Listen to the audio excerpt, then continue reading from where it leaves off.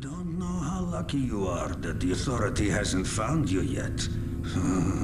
If the authority catches you and you don't have anything they need, you'll be dead.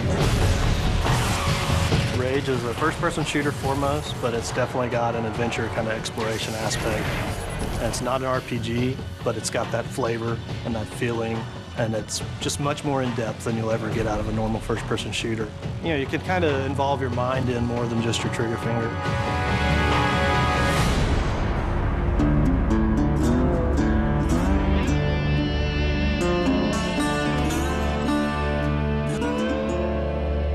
The bad guys in the world, you know, we have everything. There's some bandits around the corner. Do what you can. The bandits are considered to be more the violent settlers that aren't really economically inclined, but they have desires and needs. Each bandit clan has a unique fighting style. It's ever-changing. For instance, the Ghost Clan. Hey, over there! They're very acrobatic. They can attack you from above or below. The Wasted Clan, what they lack in combat skills, they definitely make up for in personality. The Shrouded Clan, they've designed these remote-control bomb cars that they use against you.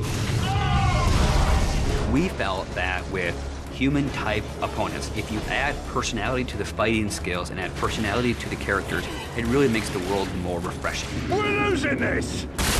But if you fight that enemy for 12 hours, I don't care how cool he was in hour 1, it's not going to be so cool in hour 12. So it's about mixing it up for the player. Not reinventing the rules, but give him something a little different around every corner, so that's what we strive to do. The Wasteland has a number of mutants. So there's a bit of mystery to where the mutants came from. Some people believe that the cosmic radiation and the impact winter affected human development.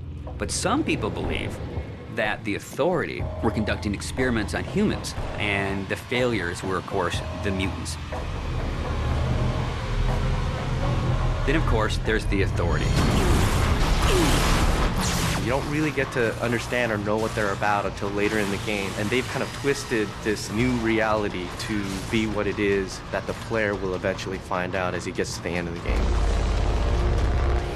These guys are battle-hardened military badasses. They have full body armor. They can coordinate with other squads. They have heavy weapons. When you go from fighting mutants with sticks to bandits with pistols to facing off against the Authority, it's a different experience. These guys are tough, and they mean business.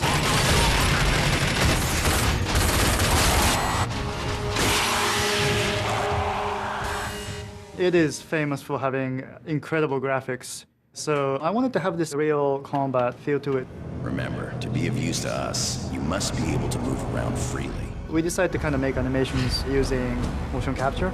In Rage, we have upwards of 6,000 animations that have been created. One type of character may have 300, 400, 500 animations that go with them. By applying those animations, the character is starting to look a lot more interesting. You also look interesting. When you're actually in combat with an AI, they have multiple layers themselves. When you shoot at the enemy, they'll actually react to the shot. So they'll freak out and they get into this scramble mode where he's running around trying to save his life and then dive into cover.